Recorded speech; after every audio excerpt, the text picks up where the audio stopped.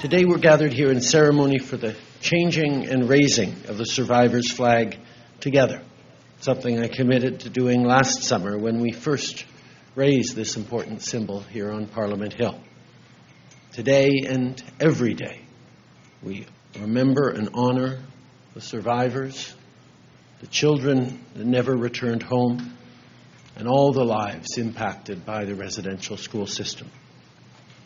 Last year, one of the requests made to me was to make sure that we changed this flag at the turning of every season.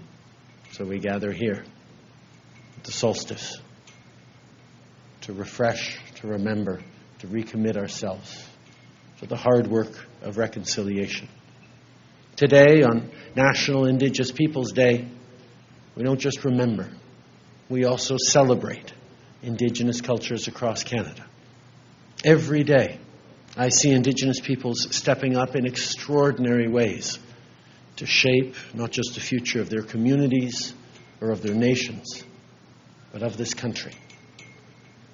But as I point out, reconciliation is not only the responsibility of Indigenous peoples, it is the responsibility of every single Canadian.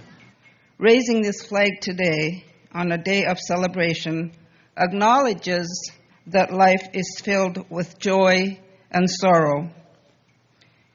And while today we celebrate progress in reconciliation and the joy inherent in Indigenous culture, we do so in the shadow of the memory of children who died and suffered in residential schools and the intergenerational trauma their families and communities continue to experience.